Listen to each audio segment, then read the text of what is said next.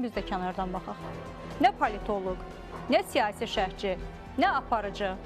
Sizdən bir Azərbaycan türkü olaraq, Azərbaycan vətəndaşı olaraq soruşuram. Azərbaycandan nə istəyirsiniz? Niyə Cənubi Azərbaycandakı bacı qardaşlarımızın beynini yumağa, onların tarixini unutmağa sövq edirsiniz? Nədən qorxursunuz? Axı Azərbaycandan sizə heç bir təhlükə yoxdur. Sizdən bizə bir təhlükə var idi. 44 günlük müharibədə Ermənistana siyasi və hərbi dəstək verəndə təhlükə var idi. Türk dünyası birdən daha da güclənər qorxusu ilə Zəngəzur dəhlizinə mane olanda var idi.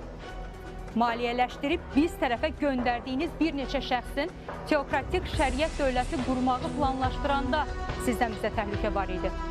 Yeri gəlmişkən həmin şəxslərin də indi layiq olduqları yerdə həbsxanada olması da sizə bir siqnal olmalı idi ki, Azərbaycan əleyhinə çağırışlar etməyəsiniz.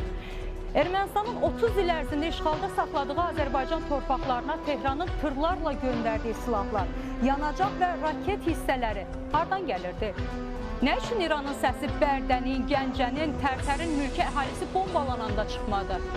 Əgər siz bugün İranın hərbi obyektləri bombalanır deyə Azərbaycandan səs gözləyirsinizsə, və siz niyə sustunuz həmin vaxt? Bəsit bəyanat belə vermədiniz. Şuşanın, Ağdamın, Cəbrayılın, Füzulinin, Zəngilanın işğal altındakı vəziyyəti haqda niyə heç vaxt dilinizə bu cür cəsarətli cümlələr gəlmədi?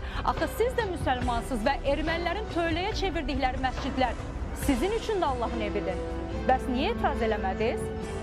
Əslində sizə daha geniş cavab verərdim, amma sağ olsun Cənubi Azərbaycandan olan bacı qardaşlarımız.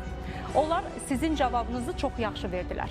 Bütün bu sadaladığım həqiqətləri farsdilli ittihamçılara güneyli qardaşlarımız dedilər. Bir də ən pisi bilirsiniz nədir? Dilimizi bizə qarşı çevirmək istəməyiniz. Farsdilli segmenti necəsə başa düşmək olar, amma bizim öz dilimizi bizə qarşı çevirməyə cəhd göstərməyin. Tezislərinizi elə fars dilində cəmiyyətə sırayın. O torpaqlarda öz ana dilində danışmağa həsrət qalmış Azərbaycanlılar var. Dilimizi bu ifadələrlə zəhərlənməyin. Bir də bunu da xüsusi vurğulayım. Təbrizim deməyə elə ən çox da bizim haqqımız çatır. Təbrizdən uzaq qalmış Azərbaycanlıların haqqı çatır.